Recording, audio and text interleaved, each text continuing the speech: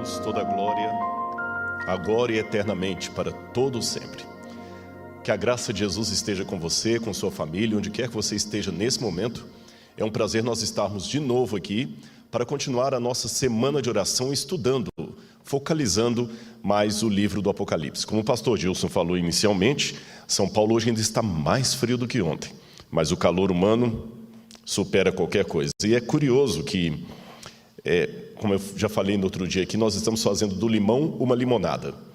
Já que a pandemia exigiu todo o isolamento social, todo o distanciamento, nós estamos usando então as redes da internet. E olha como é que Deus transforma uma situação indesejada em bênção. Nós estamos podendo pregar para milhares de pessoas, literalmente. O pessoal da mídia falou comigo que houve algumas noites aí que o pico foi de 13 mil pessoas assistindo num só do canal simultaneamente. Quer dizer, 13 mil aparelhos. Então, quer dizer, dispositivos. Então, multiplica por quê? Por 2, pelo menos, e por 3. Então, nós estamos falando aí de pelo menos 39 mil pessoas, fora aqueles que assistem a gravação depois. Eu só tenho a louvar a Deus por tudo isso. Muito bem, conforme eu prometi ontem, nós hoje vamos estudar um pouquinho sobre o livro selado com 7 selos do Apocalipse. O que significa esse misterioso livro? Então você vai ver na sua tela o título já da nossa apresentação de hoje. Vai aparecer para você aí. Muito bem, o misterioso livro selado. Por que João chorou tanto? Se você se lembra, ontem eu terminei o sermão aqui colocando alguns questionamentos. Por que João agora é tomado de uma emoção quase desesperadora e começa a chorar porque ele tem um quadro de um livro fechado nas mãos de Deus, com 7 selos. Vamos ler de novo esse trecho no Apocalipse, eu acho que vale a pena para recapitularmos. Então, pegue a sua Bíblia na sua casa, um dispositivo que tem um aplicativo da Bíblia, e abra comigo no livro do Apocalipse, no capítulo 5, que é justamente o capítulo que dá o anúncio dos 7 selos.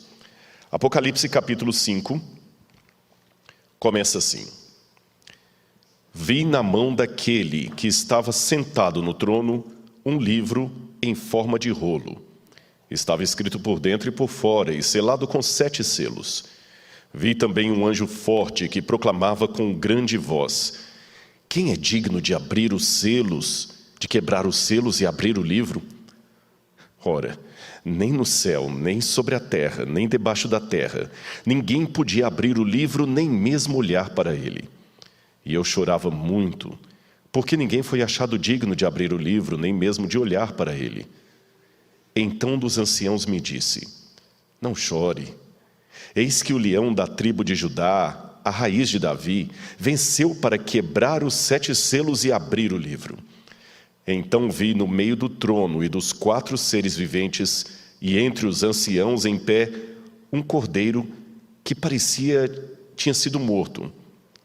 Ele tinha 7 chifres, bem como 7 olhos, que são 7 Espíritos de Deus enviados por toda a terra. O cordeiro foi e pegou o livro da mão direita daquele que estava sentado no trono, e quando ele pegou o livro, os 4 seres viventes e os 24 anciãos se prostraram diante do cordeiro, tendo cada um deles uma harpa e taças de ouro cheias de incenso, que são as orações dos santos. E cantavam um cântico novo, dizendo: digno és de pegar o livro e de quebrar os selos, porque foste morto, e com teu sangue compraste para Deus os que procedem de toda tribo, língua, povo e nação, para o nosso Deus, e os constituíste reino e sacerdotes, e eles reinarão sobre a terra. Muito bem, o que João quis significar com esse ato? Você viu, ontem nós explanamos, João estava diante do trono de Deus, mas agora algo novo acontecia, ele viu um livro selado. Qual era o formato desse livro? Qual o significado de toda esta cena? Bem, vamos colocar aqui de novo o questionamento de ontem. Por que João chorava? O que estaria por detrás do sentimento do apóstolo? Lembre-se, ele estava aguardando o reino de Deus, mas o povo de Deus não parecia preparado para receber esse reino. Os profetas de Deus não temiam mostrar sentimentos honestos. É curioso que quando você vai em algumas passagens da Bíblia, por exemplo, Daniel capítulo 7, versículo 15, olha o que nós encontramos. Daniel, capítulo 7, versículo 15. Olha como é que eles se envolviam com as coisas de Deus. Eu, Daniel, fiquei alarmado, e as visões que passaram diante de meus olhos me perturbavam. Noutra situação, Daniel também disse, no capítulo 8, verso 27. Capítulo 8, verso 27. Eu, Daniel, depois de ter tido a visão, enfraqueci e fiquei doente durante vários dias. Outra passagem ainda, Daniel, capítulo 10, versículo 2. Naqueles dias, eu, Daniel, fiquei de luto por 3 semanas. Não comi nada que fosse saboroso, não provei carne nem vinho, e não me ungi com óleo algum, até que se passaram 3 semanas. Esta atitude de luto de Daniel é porque ele não conseguia entender a visão de Deus. O que é que nós podemos aprender disso? Em primeiro lugar, qual a ênfase que você está dando no conhecimento e no estudo da palavra de Deus? Ontem eu recebi um testemunho tão bonito de uma irmã aqui no final que me procurou, dos que estavam presentes aqui, e ela falou algo que me marcou. Ela falou assim: eu e meu esposo estamos estudando muito o Apocalipse e nós queremos devorar aquele livro, nós estamos pedindo, Senhor, revela-nos esse livro. E eu vi tanta sinceridade na palavra daquela irmã, ela me fez umas 2 ou 3 perguntas ali, que eu desejei a Deus que esse sentimento fosse de todos. Mas vocês já perceberam como é que às vezes nós queremos ler a Bíblia com a mesma pressa que olhamos as mensagens do WhatsApp? Eu costumo ter um comportamento que pode estranhar alguns. Às vezes não é incomum você estar cumprimentando as pessoas na porta da igreja, naquela época em que podíamos cumprimentar as pessoas e não usar máscara, e às vezes aparece alguém: eu quero te fazer umas perguntas aqui. Eu falo: não, irmão, não vou responder. Mas são umas perguntas. Bíblia não é para ser respondida de maneira rápida, em pé, à porta enquanto está despedindo as pessoas. No Oriente Médio, uma coisa que eu aprendi com eles é o seguinte: coisas importantes não podem ser ditas com pressa. Se você chega para um beduíno, por exemplo, e ele fala para você: eu quero conversar com você algo muito importante. Você fala: é importante? Ele fala: é. Então você tem que se assentar. Se você continua em pé, você está dizendo que não está dando importância para o assunto dele. Por isso que muitas coisas na Bíblia eram ensinadas numa posição sentados, sem pressa, com calma. É por isso que no Evangelho de Mateus, capítulo 5, diz assim: vendo Jesus as multidões, subiu ao monte e, como se assentasse, aproximaram-se seus discípulos. Porque o professor naquela época ensinava sentado. Em outras palavras, sem pressa. Até na sinagoga, a escritura era lida em pé por uma questão de reverência. Mas na hora que o rabi iria explicar a escritura, ele se assentava. Se você olhar bem no Evangelho, diz que Jesus, depois de ter lido na sinagoga de Nazaré um texto de Isaías, ele devolveu o texto para o mestre da sinagoga, se assentou e todos tinham os olhos fitos nele. Não é à toa que, até hoje no Ocidente, nós chamamos as matérias de cadeira. Quais as cadeiras que você vai fazer hoje na universidade? E o professor é chamado de catedrático, aquele que fala de uma cadeira. Que lições importantes para um mundo que está tão agitado e que parece não ter tempo para nada, não é mesmo? É por isso também que o julgamento de Deus, que não é feito com pressa, é anunciado: assentou-se o tribunal e abriram-se os livros.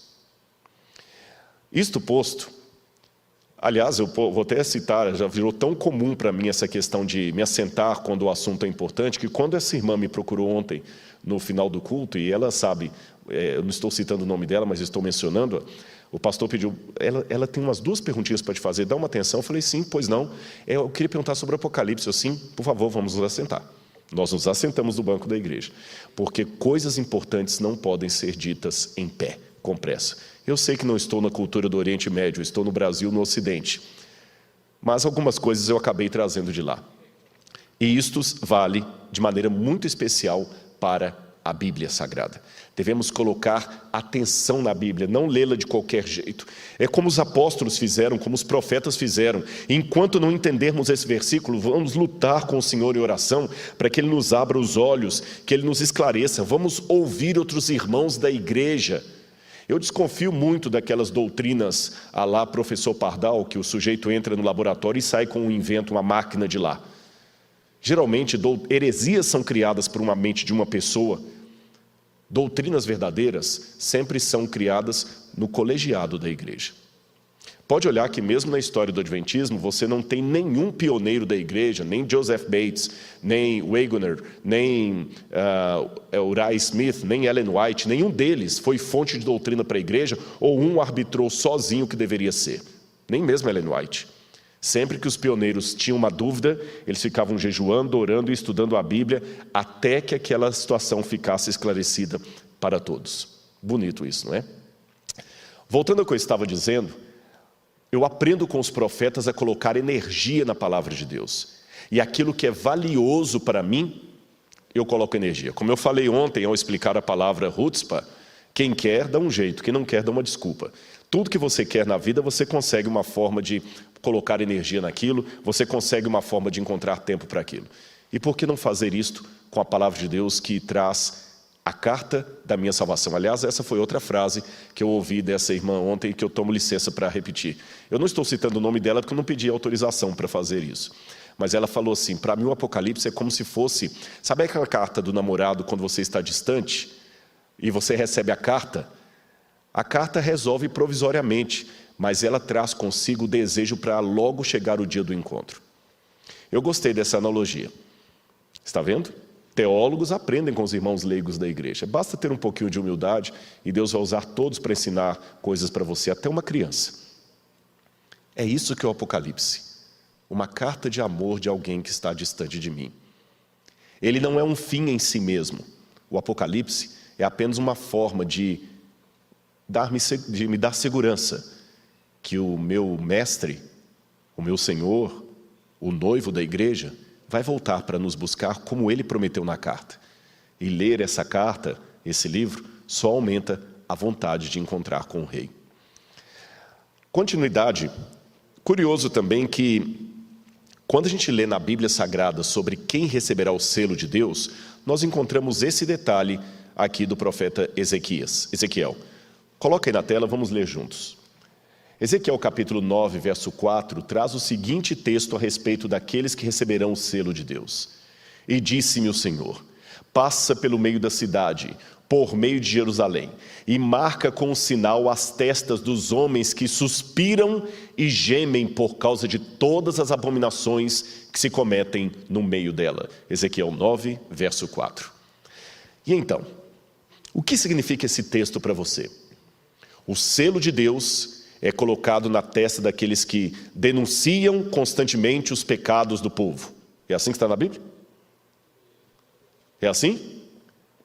O selo de Deus será colocado na testa daqueles que jogam na internet os problemas da igreja. É assim que está na Bíblia? Aqueles que gemem e suspiram pelos pecados de Israel.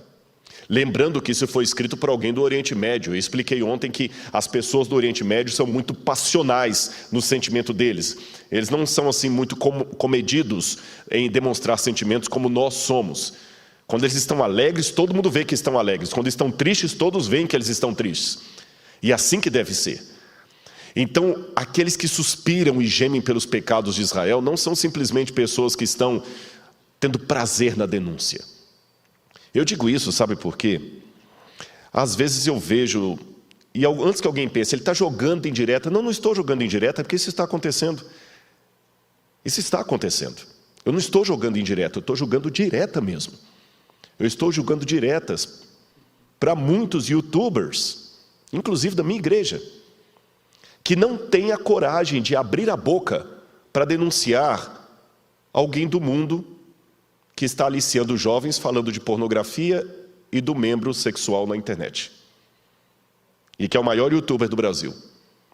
Eu não vejo um desses falando, irmãos, não deixem os seus filhos assistirem isso. Não. Mas enchem a boca para colocar frases irônicas contra a igreja. Curioso isso. Na Bíblia diz que quando os irmãos têm litígio, vocês não têm maturidade espiritual para um julgar o outro? Precisa buscar a ajuda de fora? Está na Bíblia isso. Rodrigo, você está querendo dizer que a gente tem que aceitar tudo calado da igreja? Não, quem convive comigo sabe que eu falo o que eu penso. Eu digo até que é melhor a pessoa sair chateada com o que eu falei do que com dúvidas sobre o que eu quis dizer. E falo sem medo de errar. Até com os meus chefes, eu já entrei à sala deles para agradecer, já entrei para chorar, já entrei para reclamar e já entrei até para repreender. Com respeito. Até pessoas que eu amo. Então eu não sou tão politicamente correto assim. Mas eu sei que há situações que não precisam ser colocadas em público. Você acha correto que você agora coloque nas redes sociais os problemas que a sua filha está tendo porque ela não arruma o quarto dela? Você acha correto? A sua filha é desmazelada, ela não arruma o quarto, você já cansou de falar. Você acha correto colocar isso no Facebook? Você acha correto estampar os seus problemas de família para que todo mundo veja? Não.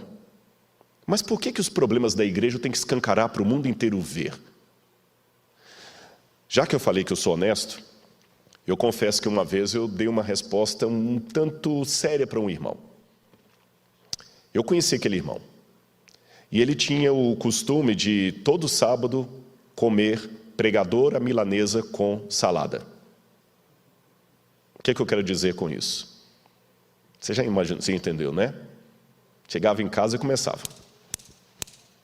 E os filhos foram crescendo. E evidentemente que um dia que eu voltei àquela igreja, os filhos já não estavam na igreja. Ele veio desesperado falar comigo. Por favor, meus filhos te assistem, conversa com eles, por favor. Eu quero que eles voltem para a igreja. Eu sei que se você conversar 15 minutos com eles, eles vão voltar. Conhecendo bem aquele pai, a índole crítica que ele tinha com tudo da igreja, eu não pestanejei em, com amor, porém com franqueza, dizer: eu não tenho filhos, meu irmão. Eu não tenho experiência em educação de jovens. E você quer que eu resolva em 15 minutos o que você gastou 16 anos estragando? Você tirou toda a autoridade pastoral dos seus filhos? Você os fez crescer desconfiando da igreja, dos pregadores da igreja, dos pastores da igreja, dos anciãos da igreja. Eu não tenho moral com os seus filhos. Você tirou toda a moral pastoral que um pregador podia ter diante deles. E outra coisa, eu não digo que nós não devamos também falar dentro da igreja as coisas erradas que estão acontecendo. Alguém colocou na internet uma vez: Paulo escreveu as coisas erradas. Ele escreveu cartas para as igrejas, ele não escreveu para Roma, falando dos crimes da igreja. Um colega, que foi meu aluno. Você não deve, você está achando errado o pessoal colocar na internet coisas da igreja, Rodrigo? Eu falei: estou. E você o que faz com Paulo? Paulo denunciou, deixou aberto.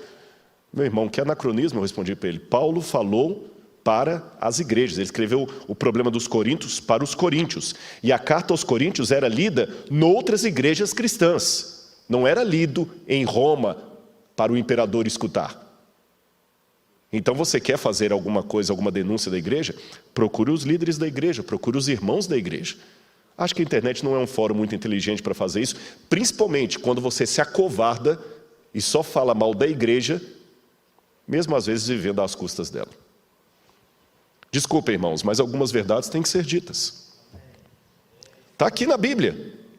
O selo será colocado sobre os que gemem e choram e suspiram. No hebraico é suspiram pelos pecados de Israel. Jesus, até quando ele denunciava os fariseus, tinha um embargo na voz dele. Eu não tenho óculos cor-de-rosa, meu irmão. Não diga como alguns colocam: você é queridinho da igreja, é fácil para você falar. Não sou tão queridinho assim. Eu faço a minha barba pelo menos dia sim, dia não. Eu acho que eu me conheço mais do que você. Eu sei o que eu falei quando eu estava em terapia. Eu sei as lágrimas que eu chorei quando eu estava em depressão. Você não. Eu sei as pauladas, e eu sei os tombos que eu tomei, e eu sei as traições que eu recebi até de colegas. Mas eu também sei que tem muito irmão querido que sempre ora por mim. Quer um exemplo? Eu tenho aqui, o pastor me deu aqui: olha, manda um abraço para esses dois jovens aqui, Jefferson e Mateus, de Santa Isabel. Não sei se eles estão assistindo agora. Eu quero dizer para vocês que eu posso ter um canal no YouTube, mas eu não sou youtuber. Eu posso ter um programa na TV, mas eu não sou artista. Eu posso ser conhecido, mas não sou famoso. E quando eu recebo isso aqui, é uma maneira de Deus me dizer: vai, meu filho, eu tenho muita gente para você alcançar. Eu falei isso essa noite para 2 que estavam aqui. Quando eu prego no púlpito, eu prego para você, mas quando eu desço do púlpito, alguém fala assim: sua mensagem me tocou, é você que está pregando para mim. E os problemas da igreja? Faça como eu tenho feito. Eu suspiro. Dá raiva às vezes. Mas é uma raiva, há uma diferença, sabe? Entre a vizinha que fala mal do rapaz drogado e o pai que vai buscá-lo na Cracolândia, gritando: por que você está fazendo isso com seu pai? Os dois estão irados, mas há uma diferença da ira do pai e da ira da vizinha fofoqueira. Se a igreja está com tantos problemas que eu posso compará-la a um jovem drogado, como é que você reage aos erros da igreja? Como um pai buscando o filho na Cracolândia, ou como uma vizinha fofocando sobre aquele rapaz que vive fumando maconha e cheirando e usando crack? Só para você pensar. João chorou naquele dia porque ele viu os problemas da igreja, ele viu que a igreja não estava preparada. Ele escreveu as cartas, ele ouviu do próprio Cristo a reprovação ao comportamento da igreja. Não foi a opinião de um teólogo, não foi a posição de um administrador, não foi a opinião de um jovem, foi o próprio Cristo que falou. Escreve aí, João. Eu estou a ponto de vomitar você. Escreve aí, João. Eu tenho, porém, contra você, Éfeso, que você deixou o seu primeiro amor. Escreve. Eu não acredito em teoria do ditado, não. Eu acredito que a Bíblia foi inspirada por Deus, mas não ditada por Deus. Porém, eu abro uma exceção para as 7 cartas. É a única parte da Bíblia que eu tenho que admitir que foi teoria do ditado. Ali Deus ditou. Escreve, João. Eu imagino que João até falou assim: o senhor é para... Põe. Coloca. Senhor, mas isso aqui é muito pesado. Escreve, João. Tenho, porém, contra ti que toleras essa mulher Jezabel. E se você não arrepender, eu vou vir até a ti, vou mover o teu candelabro do lugar dele. João tinha 2 posições. Uma delas é falar: tá vendo? Nem Deus aceita a igreja, essa igreja está acabada mesmo. Ele tinha 3 posições. Na verdade, 2 não, ele tinha 3. Ele podia ficar enfatizando: Deus falou, a igreja está acabada mesmo. Não presta essa igreja, eu vou sair dela porque eu sou melhor do que ela. Segunda posição. Ele podia dizer, fazer uma lei do deixa como está para ver como é que fica. Fingir que nada estava acontecendo. Ou terceira. Ele podia se envolver emocionalmente com a igreja e chorar por ela. Como, aliás, chorou o seu antecessor, o profeta Daniel, que no capítulo 9 faz uma linda oração pelo povo e se identifica com o Israel pecador. Daniel chorou pelos pecados de Israel. E quando ele chorava, olha depois na sua Bíblia no capítulo 9, olha a pessoa com a qual, o pronome pessoal que Daniel usa para falar dos pecados da igreja. É sempre a primeira pessoa do plural. Nós temos pecado contra ti. Nós temos afrontado o teu nome, Senhor. Nós temos quebrado a aliança. Ele se identificava com Israel pecador. E olha que interessante. Daniel escreveu isso onde? Na Babilônia. E por que Deus deixou a Babilônia chegar e destruir o povo? Por causa dos pecados do povo. Muito bem. Por causa dos pecados do povo. E por causa da quebra da aliança, Nabucodonosor veio e levou os judeus em cativeiro. Exatamente. Daniel quebrou a aliança? Daniel estava em apostasia? Daniel estava em idolatria? Eu acho que não. Porém, nada da sua fidelidade impediu que ele também recebesse o mesmo castigo do povo. Em outras palavras, estaria você disposto a ser um Daniel do século 21? Quando essa pergunta é feita, as pessoas automaticamente pensam assim: estaria eu disposto a ser fiel a Deus, mesmo que Nabucodonosor mande eu comer uma comida que não está permitida no livro de Levítico? Estaria eu disposto a ficar fiel a Deus, mesmo que uma imagem for erguida? Sim, eu quero ser um Daniel do século 21. Estaria você disposto a continuar na igreja, orando pelos pecados da igreja, se identificando com esses pecados, mesmo que você não esteja neles? Ah, não, aí não. Aí não. Alguns até escrevem: desculpe, não dá para eu ficar na igreja, já fui vítima de fofoca lá, eu vejo muita coisa errada lá, eu vou sair. Numa época que se está falando tanto de discriminação contra a mulher, discriminação contra o negro, contra o homossexual, talvez seria o tempo de nós falarmos também discriminação contra o joio. Sabe por quê? Se eu entendo bem a parábola de Jesus, do trigo e do joio, a Bíblia fala que a função do trigo é crescer junto com o joio, não separado dele. Se você acha que não tem mais lugar para você na igreja, porque você não suporta os erros da igreja, você está tentando ser um trigo que cresce afastado do joio, mas na parábola não tem espaço para essa figura, então você também está fora. A parábola diz que o trigo e o joio têm que crescer juntos até o dia da vindima. Por que você quer crescer separado, se Jesus determinou que o trigo e o joio tinham que crescer juntos? E mais, a parábola diz que não compete você saber quem é trigo, quem é joio dentro da igreja. Nem aos anjos. Somente a Deus no dia da vindima. Então, aprendamos com o sentimento de Daniel, aprendamos com o sentimento de João, aprendamos com o sentimento dos profetas. Não é colocar óculos cor-de-rosa em relação aos erros da igreja, mas, como eu disse, é sofrer por ela. Angustiar-se, repito a minha ilustração, como um pai buscando um filho na Cracolândia, e não como uma vizinha fofoqueira falando mal do menino que usa drogas. O que você é na igreja? Uma vizinha fofoqueira? Ou um pai querendo resgatar o seu filho? A forma como você denuncia os erros da igreja responderá a essa pergunta. Vamos continuar no quadro. Outra coisa que eu queria mostrar para você. Olha, preste atenção aí na sua tela. Que tipo de livro seria aquele? Um livro, um rolo, com 7 selos. O selo, como você sabe, era uma forma de lacrar o livro para que ninguém pudesse lê-lo. E eu já vi várias interpretações entre os comentaristas. Alguns dizem que aquele livro selado na mão de Deus seria o Antigo Testamento. Outros comentaristas colocam que seria o livro de Daniel, porque o livro de Daniel foi selado.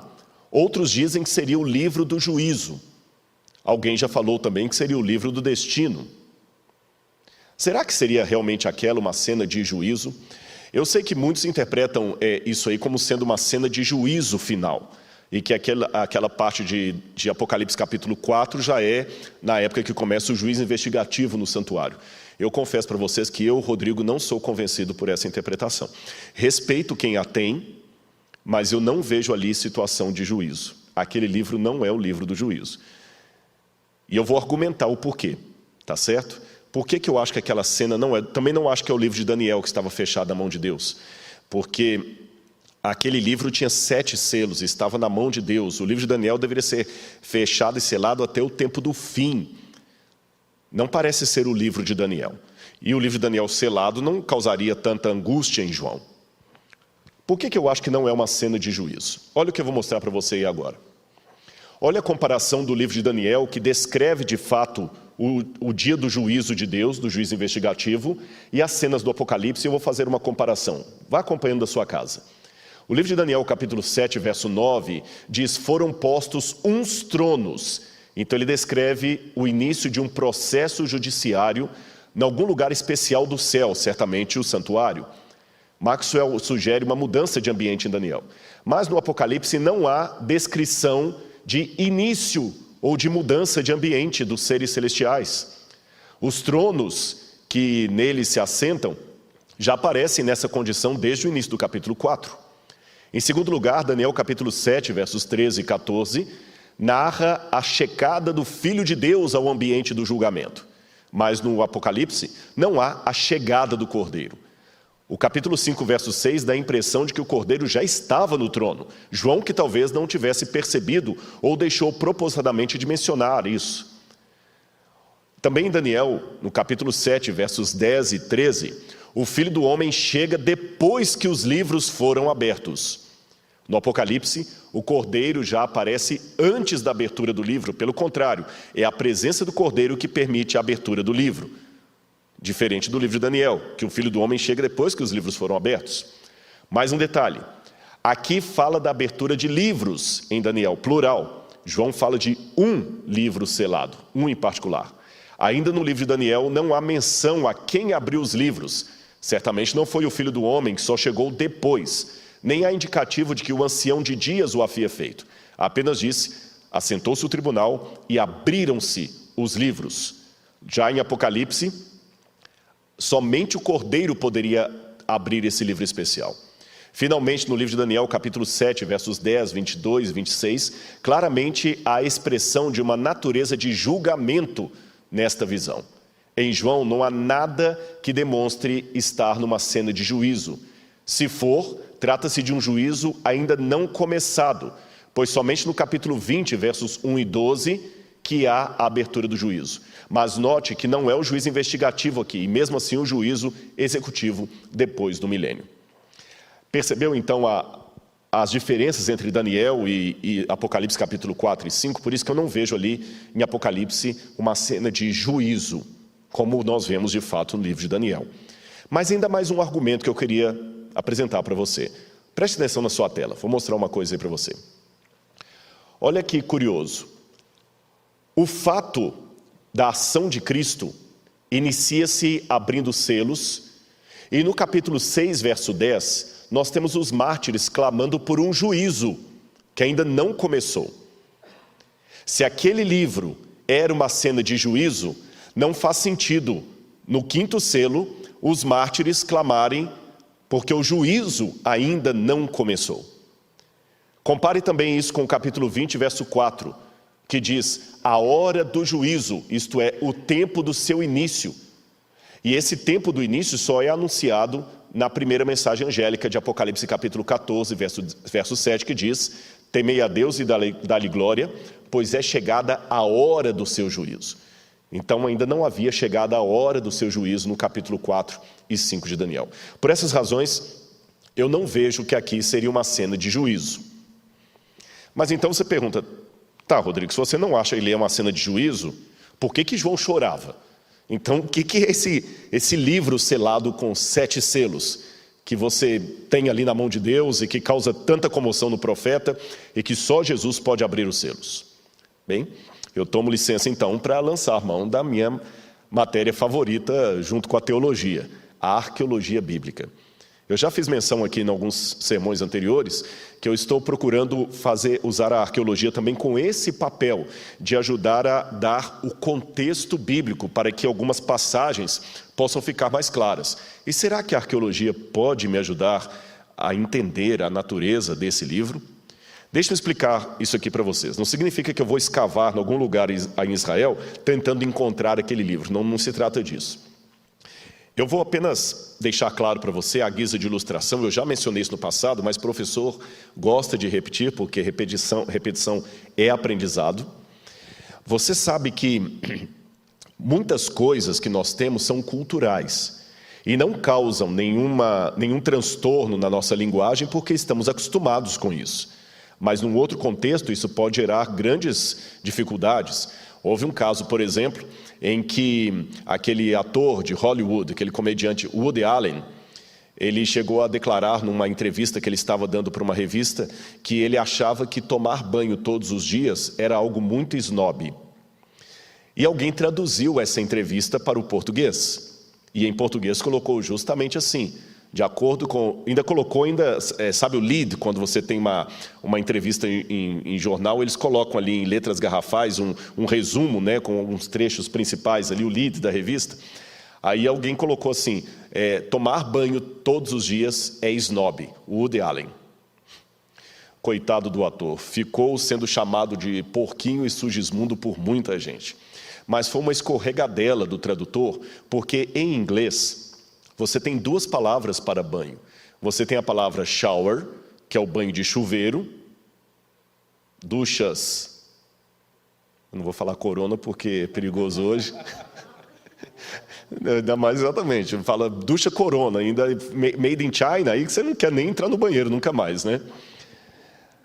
O shower é o banho de chuveirada, e bath é o banho de banheira.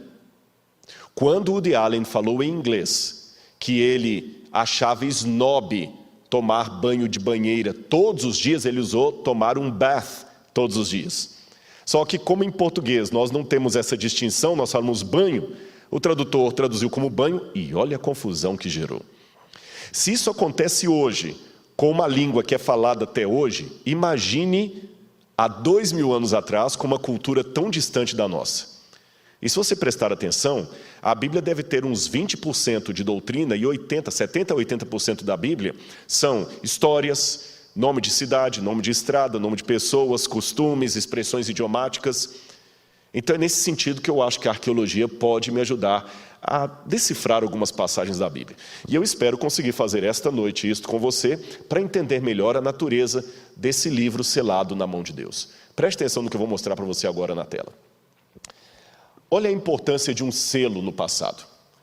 Esse que vocês estão vendo, esse desenho aí, é um desenho feito de marfim de um estandarte da cidade de Mari. E se você olhar bem, aqui você tem um desenho, e isso me ajuda bastante enquanto arqueólogo, porque é como se fosse uma fotografia do passado. Isso aí tem quase 4.000 anos de existência. E esse desenho mostra um senhor da corte, um alto dignatário, em seus trajes de dignatário. Então me dá uma ideia de como as pessoas se vestiam naquele tempo. Lembrando que Abraão conviveu mais ou menos nessa época, então era assim que eles vestiam. E se você olhar bem, a capa do sujeito, do ancião, ela tem como se fossem duas agulhas de tricô, são dois alfinetes grandes fazendo um X, percebam? E no meio desse X você tem uma cordinha com uma bola. O que seria essa bola? Um selo. De acordo com Heródoto, você podia reconhecer um nobre cidadão da Babilônia se ele tivesse uma capa e um selo grudado nela. Era muito importante a presença de um selo. O selo era o seu certificado de propriedade, era o seu carimbo, aquilo que identificava você. Até na Bíblia tem um exemplo desse. Se você olhar no Antigo Testamento, no livro do Gênesis, você tem a história de Tamar e Judá.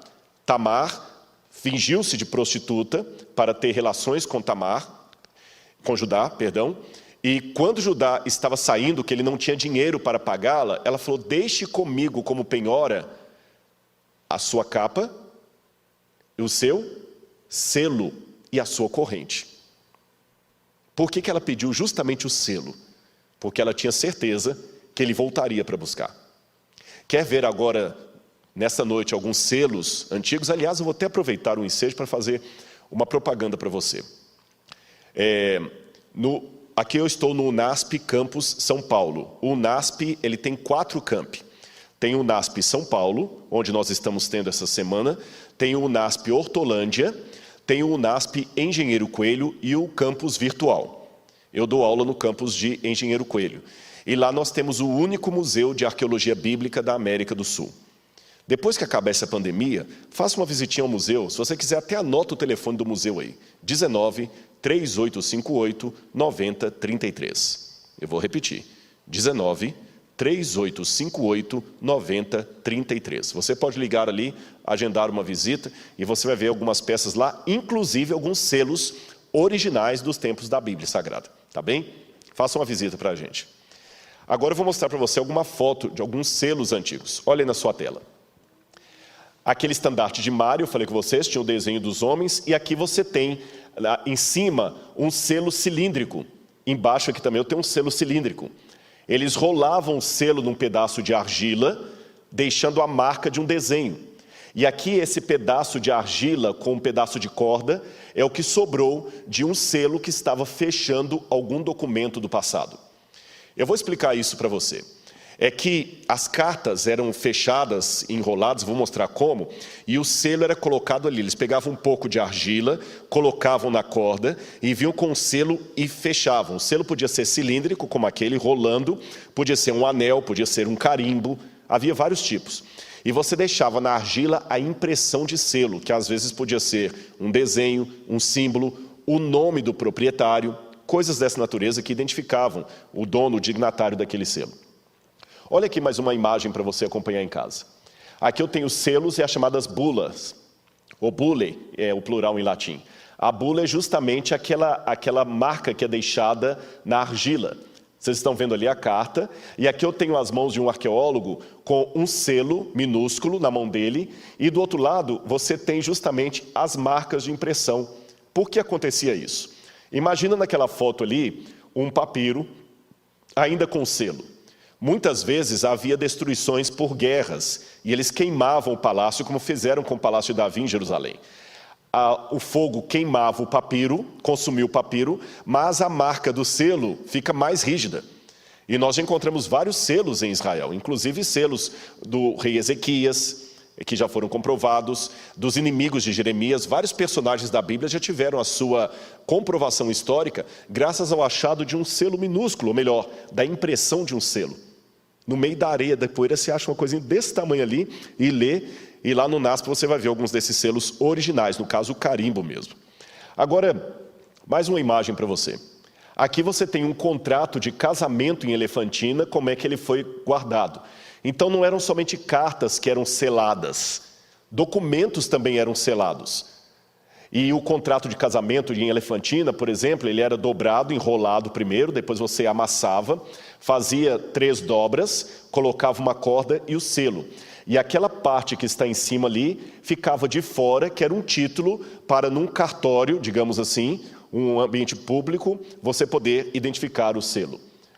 Agora olha que interessante. O livro do Apocalipse diz que aquele selo na mão de Deus era escrito por dentro e por fora.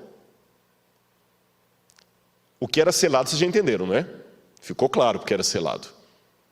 A forma de selar um livro, de lacrar um livro, era a segurança que eu tinha de que ele não cairia em mãos erradas. Por exemplo, se eu estivesse mandando uma carta para você, eu enrolaria aquela carta, colocaria uma corda, colocaria um pouco de argila, vinha com o meu carimbo, selava aquela carta. Então você tinha certeza que você recebeu a carta intacta. Ninguém a abriu antes de você, porque para abrir a carta você tem que quebrar o selo. E eu também disse que não somente cartas eram seladas, mas livros também podiam ser selados e documentos também podiam ser selados. E quando o Apocalipse me diz que aquele livro era escrito por dentro e por fora, eu pensei, eu acho que eu tenho uma pista aí. Preste atenção no que eu vou mostrar para você agora aí na imagem. Esse documento, ele foi encontrado também em Elefantina e é um texto legal daquela época. E veja que interessante, o que você tem escrito na parte superior, você tem escrito na parte inferior. Eles enrolavam a parte inferior do documento e selavam. E você pode perguntar, mas por que eles selavam a parte inferior se a parte superior tinha a mesma coisa? Bem, como este era um texto legal, era um documento legal que estava no arquivo público, a parte superior era aquela que todo mundo podia consultar. E no caso de uma demanda jurídica, um juiz podia determinar que se quebrasse o selo e abrisse a parte de baixo para ter certeza que a parte de cima não foi adulterada, que os textos estão iguais, estão idênticos. Percebeu? Era um critério de cartório. Mais uma imagem para você. Aqui eu tenho um outro achado ocorrido em Israel nos anos 70. Foi um achado numa das cavernas da Samaria. E eles encontraram manuscritos do 4º século antes de Cristo. Documentos muito bem preservados. E quando eu li esse artigo científico que foi publicado na Biblical Archaeologist, uma revista indexada, e também no Wadi Dalayet, é o nome do lugar onde eles encontraram esses documentos. Chamou minha atenção que alguns documentos intactos tinham 7 selos. Normalmente, você percebe ali a fotografia? 7 selos. Normalmente, os documentos tinham um selo, 2, no máximo 3. Mas agora em Israel descobriram vários papiros com 7 selos.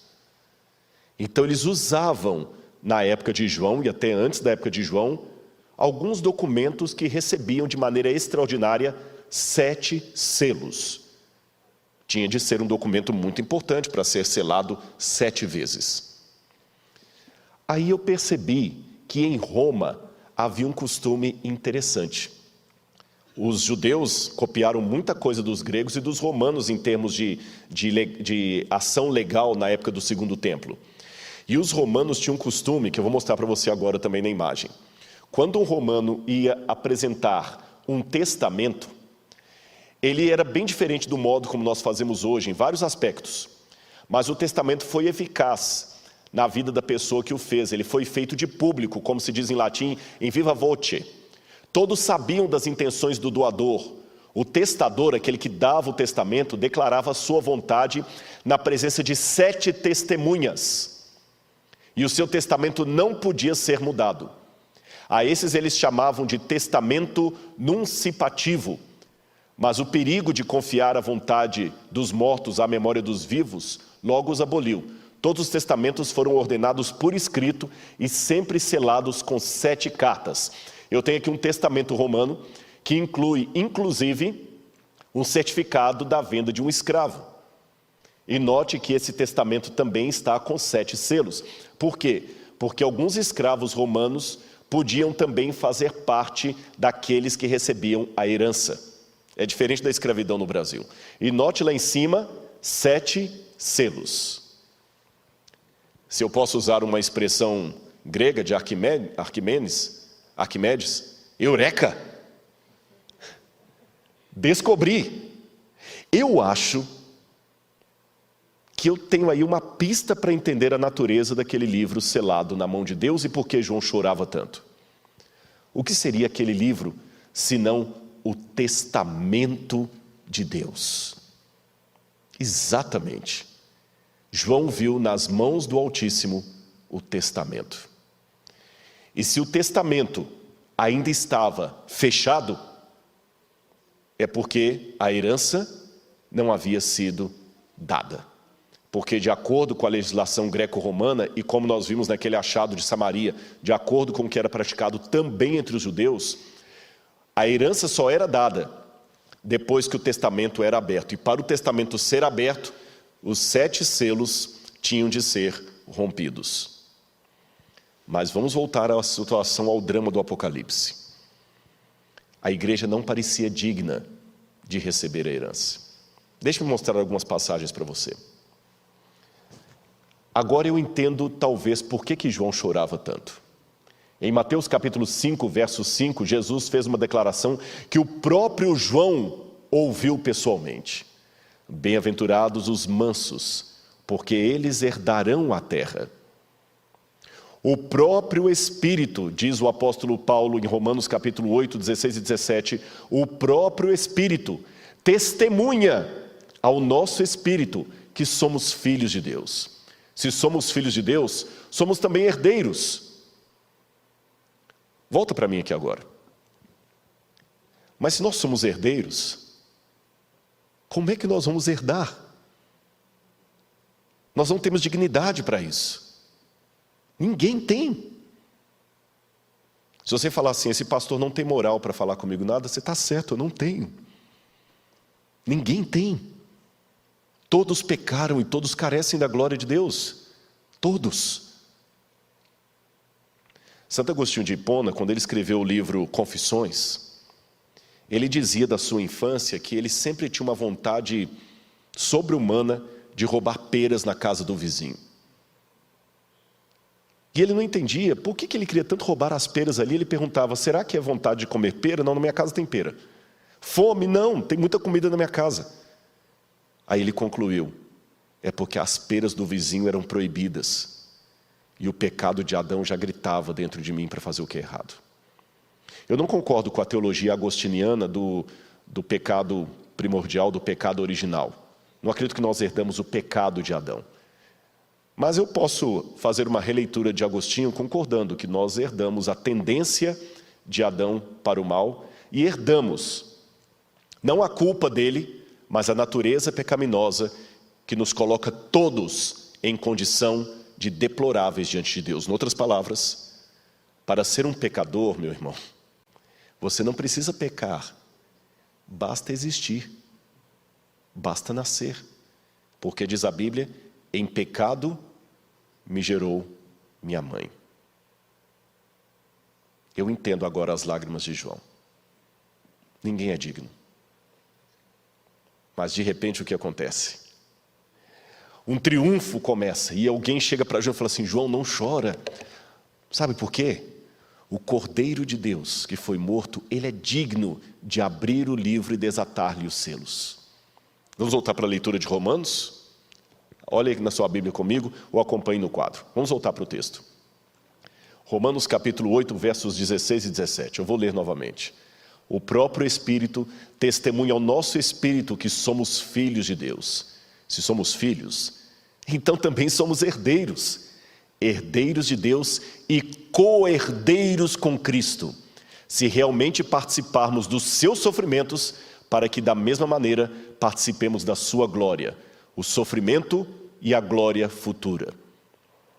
Então o rei dirá aos que estiverem à sua direita, venham benditos de meu Pai, recebam como herança o reino que foi preparado para vocês desde a criação do mundo. O próprio Agostinho de Hipona dizia, quando eu olho para mim mesmo, eu não vejo como me salvar, mas quando eu olho para Cristo, eu não vejo como me perder. Quando Adão e Eva foram criados, Deus franqueou o reino para eles. A terra era de Adão, Eva e de toda a sua descendência. Mas você sabe, embora eu não seja um advogado, não entenda nada de direito, pelo menos algo eu acho que eu posso dizer que nenhum advogado vai me contradizer. Há muitas ações que não são morais, contudo são legais. Você sabe, eu posso às vezes no momento de fraqueza, levar você a assinar um documento e o que você tem passa a ser meu. E muitas vezes o advogado vai falar para você, puxa vida, eu entendo você, não é justo o que fazem, mas você assinou os papéis, você assinou a procuração, agora é dele. Não é moral o que ele está fazendo, mas perante a lei, é o direito, é legal. Vamos tentar reverter o quadro, mas não é fácil. Quantos advogados já tiveram que falar isso para o seu cliente? Quando Adão entregou de papel passado a terra para Satanás, a ação não era moral, porém o diabo tornou-se legalmente o dono desse mundo. É por isso que no livro de Jó, quando os filhos de Deus comparecem perante o Deus, veio também Satanás entre eles. E é interessante que Deus pergunta a Satanás, de onde vens? Em hebraico, mia itavô. O que você está fazendo aqui? É um trocadilho. O livro de Jó é um livro muito complicado em hebraico. Jerônimo, quando foi traduzir o livro de Jó, falava que ele era mais escorregadio do que lama. E o diabo responde com outro trocadilho para Deus, eu vim de rodear a terra e passear por ela. O que ele quis dizer com isso? Havia um costume no Antigo Oriente Médio que quando um rei queria ter a certeza que tudo estava bem no seu reino e que não havia oposição, ele passeava pelo reino, ele ou um dos seus emissários. É por isso que a Bíblia fala que Davi passeava pelo seu palácio à noite quando viu Betseba tomando banho. É por isso que a Bíblia fala, passeava Deus pelo jardim do Éden na viração do dia. Não é que Deus estava dando um passeio, estava verificando. E o diabo fez a mesma coisa, eu sou o dono da terra. Só que agora você sabe, para recuperar a terra das mãos do diabo, porque nós somos o objeto da demanda com tudo que o mundo possui, Cristo teve que pagar o preço da cruz. Ele morreu no meu e no seu lugar. De modo que, legalmente falando, se você quer ser justo, não é justo o que estão fazendo comigo, eu não levo o desaforo para casa. Se você quer ser justo, o céu não é para você, nem a terra renovada, nem para mim. Legalmente falando, o céu, o novo céu e a nova terra pertencem a Cristo. Ele que conseguiu de volta o direito de propriedade. E o que ele faz? Graciosamente partilha a sua herança conosco. Por isso que nós somos co-herdeiros de Cristo. Ele pode abrir o livro do testamento, quebrando cada um dos selos. Ele tem dignidade para isso. Mas se você prestar atenção no Apocalipse, você verá algo que me chama bastante atenção. O cordeiro ainda estava degolado. Tem alguma coisa errada aí. Porque eu aprendi, pastor Gilson, quando os adventistas me deram um estudo bíblico, que no céu não vai ter nenhum traço de coisas do pecado. Que quando ressuscitarmos num corpo de glória, eu acho que não são só os adventistas que ensinam isso, eu acho que todas as religiões que creem na ressurreição, quando ressuscitarmos num corpo de glória, aquela marca, aquele defeito de nascimento que eu tenho vai desaparecer. Aquela cicatriz de uma cirurgia que deixou um rasgo aqui na minha barriga vai desaparecer. Aquela marca de expressão da testa ou do pezinho de galinha vai desaparecer. Aquele queimado que você teve, que deixou sua pele enrugada, vai desaparecer. Aquele acidente de moto que você teve, que você fraturou a perna e ficou com um rasgo de todo tamanho, vai desaparecer. E Cristo ressuscitou. Mas ele ainda está como se fosse degolado.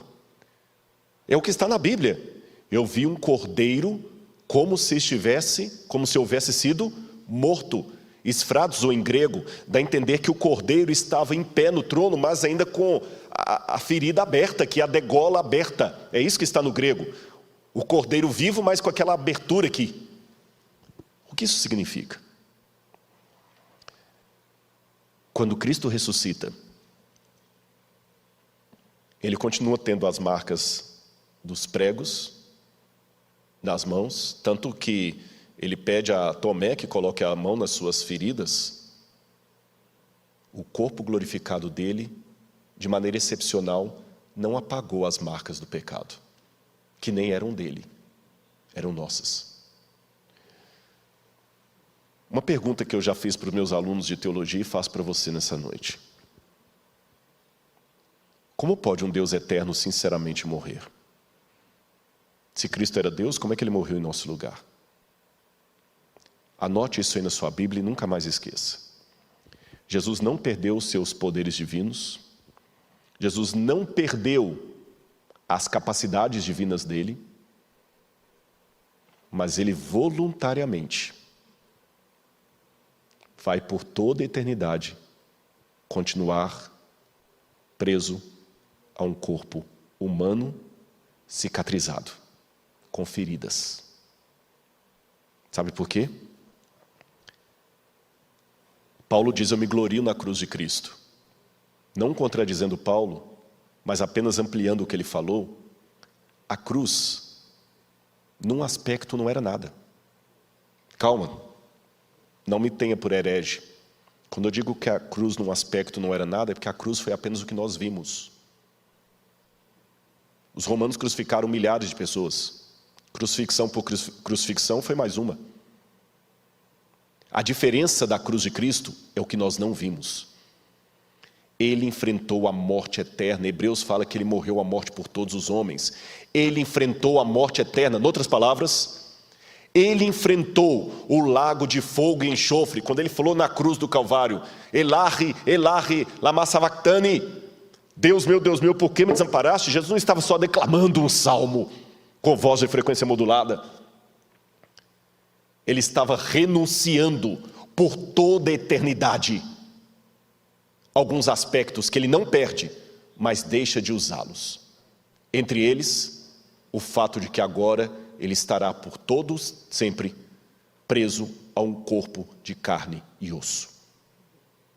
O livro de Atos diz que Jesus voltará assim como para o céu nós o vimos ir. Quando Cristo subiu ao céu, Ele não cortou o laço da humanidade como se corta uma fita. Tanto é que a Bíblia fala que nós subiremos de glória em glória para ter um corpo, você lembra? Semelhante ao da sua glória. O cordeiro continua machucado. Por amor de você. Quando alguém me pergunta por que Deus deixa o mal acontecer no universo, eu pergunto de volta, quem pagou o maior preço? Não foi o diabo, porque ele vai ser destruído. Não foram os demônios do diabo, vão ser destruídos. Não são os ímpios, vão ser destruídos. Não são os justos que sofrem, os salvos, porque a nossa salvação vai ser temporária. Quem vai ficar com sequela para sempre é a divindade. O Cordeiro pode abrir o livro do testamento e compartilhar conosco a herança dele. Por isso que ele fala, vocês se assentarão no meu trono comigo, como eu me assentei com meu Pai. Vocês serão sacerdotes juntos comigo. E naquele tempo eu olhei para Nova Jerusalém e não vi lá santuário, porque o próprio Cordeiro de Deus está no meio deles. E eu quero mostrar um vídeo para você final agora, que é uma encenação daquilo que João viu. Preste atenção nesse vídeo e tente se imaginar naquele ambiente ali de João. Como foi a abertura dos selos? Ele está posicionando ali, ele vai adiantar o vídeo mais ou menos 1 minutinho para ficar no ponto. Eu repito dizendo para vocês que João estava muito angustiado, lembre-se disso. João estava preocupado com a situação da igreja, preocupado com o futuro dos seus irmãos, preocupado com a herança e orando muito a Deus, copiosamente, pedindo uma resposta.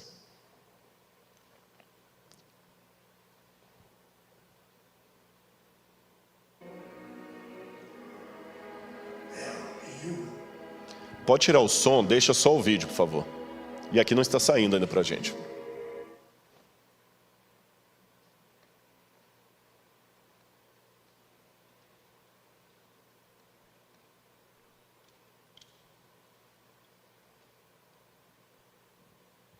Espera um pouquinho, parece que travou ali.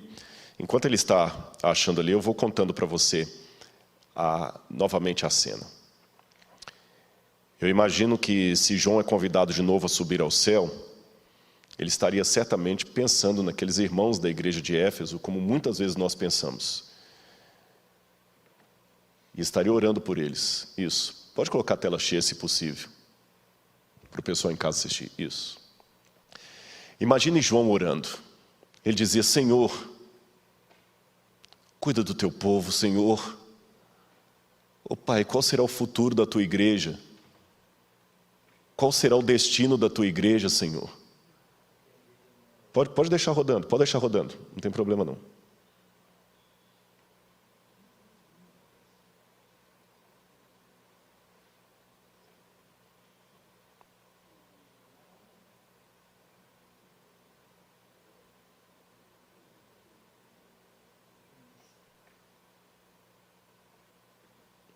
Mesmo que não der tela cheia, pode deixar rodando.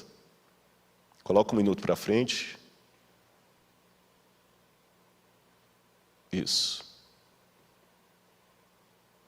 Como eu estava dizendo, agora imagine em casa assim. Eu quero terminar agora a minha fala. Eu peço desculpas pelos problemas técnicos, mas eu acho que deu para você entender a mensagem. Eu espero que isso não tenha tirado de você o desejo e a emoção de estar naquele dia. Sabe? Uma última palavrinha. Você pode até discordar de mim em muita coisa. Você pode até não ir com a minha cara. Tudo bem. Mas por tudo que é mais sagrado, permita-me apelar ao seu coração. Eu não sei se eles têm condição, porque eu esqueci de pedir isso antes, de colocar o QR Code na tela. Eu quero fazer um apelo de uma maneira diferente. E eu quero ouvir que você tomou uma decisão nesse momento. Se eles conseguirem colocar o QR Code, você vai colocar o seu celular no QR Code e ele vai jogar você realmente para uma página, para um banco de dados, e você vai poder pedir uma oração, uma visita pastoral. Você vai poder receber um conforto, um estudo bíblico. E mesmo que eles não conseguirem colocar o QR Code, não sei se vai conseguir colocar, porque eu não combinei com eles antes. Vai, né? Eles vão colocar lá. Eu gostaria que você entrasse em contato. Veja bem, não pode ficar tranquilo. Ninguém vai pedir seu dinheiro. Não é terça-feira do milagre urgente. Não é nada disso. Ninguém vai pedir para você contribuir para uma campanha. Nós só gostaríamos de ter a oportunidade de falar de Jesus para você. Tá bem? Aceite a Cristo como seu Salvador pessoal. Se está afastado da igreja, então, ouça o que eu vou dizer. Está fora da igreja? Suas férias acabaram. Está na hora de voltar. Tem um espaço aqui que pertence a você. Magoaram você? Magoaram a mim também. Decepcionaram você? Decepcionaram a mim também. Também já decepcionei muita gente. Mas venha para o time de Cristo. Você também tem direito à herança, porque a graça dele dá esse direito a você. Ele venceu e abriu o livro. Pense nisso. E durante essa música, tome a sua decisão ao lado de Cristo. E se o QR Code aparecer aí, abra a tela do seu celular, preencha-o e entre em contato com a gente, tá bom? Queremos ajudar você.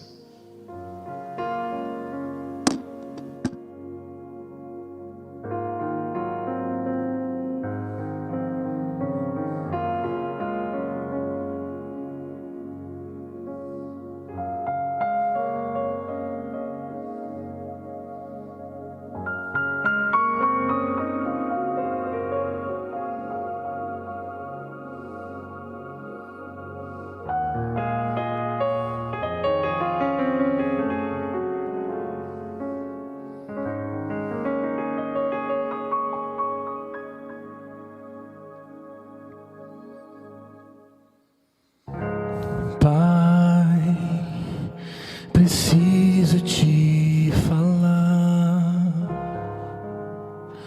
contar o meu sofrer, o que está em meu coração, Senhor. Tenho tanto medo de deixar o teu querer. O que farei sem o teu amor em mim?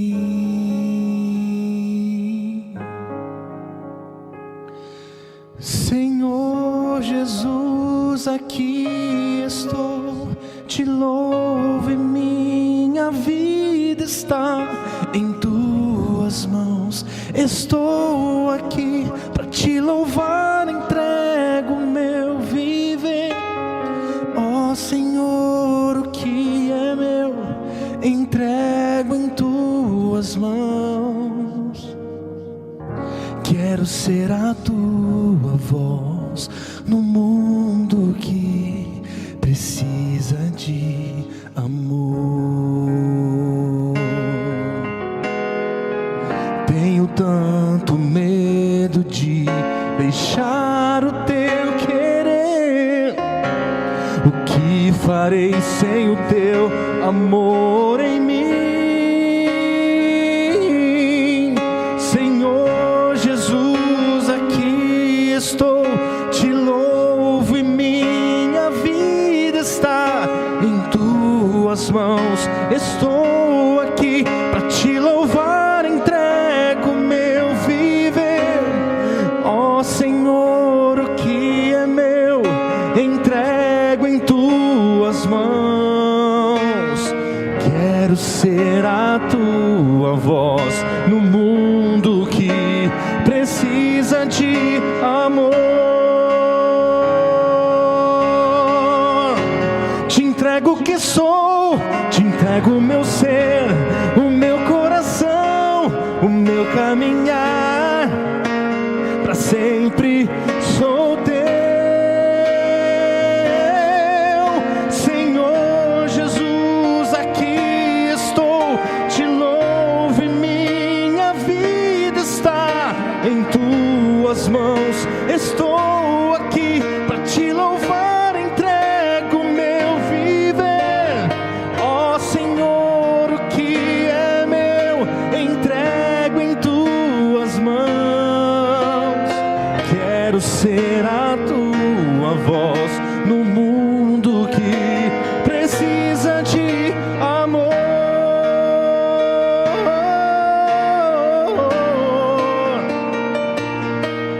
Em tuas mãos estou aqui para te louvar, entrego meu viver. Ó Senhor, o que é meu, entrego em tuas mãos.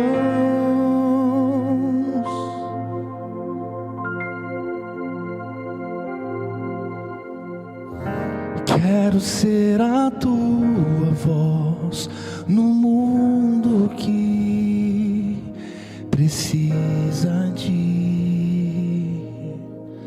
amor.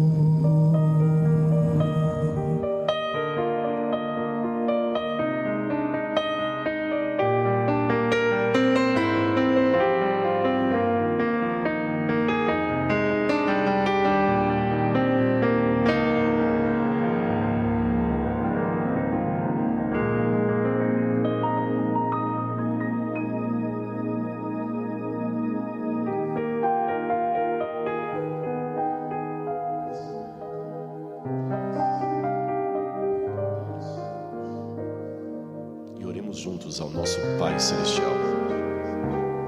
Oremos. Senhor, de um jeito torto, talvez até tosco, nós estamos aqui diante de Ti. Como essa música expressou, com as nossas dores, os nossos sofrimentos, a nossa humanidade, Senhor. Ah, Pai. Ah, Senhor, quantas vezes a gente olha no espelho e não gosta do que vê. Quantas promessas não cumpridas. Quantos caminhos mal andados. Sentimos-nos como Paulo, pedindo a Ti que nos livre do corpo dessa morte, porque somos miseráveis. Mas ao mesmo tempo, quando contemplamos o Cordeiro no trono, degolado, eternamente com a degola no pescoço, o que era uma vergonha se torna uma glória, o que era um vexame se torna um triunfo, o que era um caso perdido se torna redenção. Fomos redimidos por Ti. Glórias, glórias e glórias ao Teu nome, Senhor. Toca no coração de todos, eu Te imploro, onde quer que estejam, no que quer que estejam fazendo. Se nesse momento eu estou orando por alguma mulher que está sofrendo violência doméstica, Pai, dá força a ela para sair dessa situação. Ajuda que a Tua igreja também, Senhor, seja ativa em acudir essas pessoas que estão sofrendo. Se eu estou orando por alguém que está sendo abusado sexualmente ou abusada sexualmente, oh Senhor, intervém.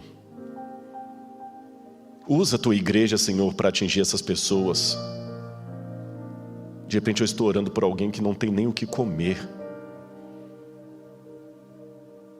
Oh Pai, por favor, usa-nos, até que o Senhor volte para poder o Senhor mesmo colocar um basta nessa história de terror e pecado.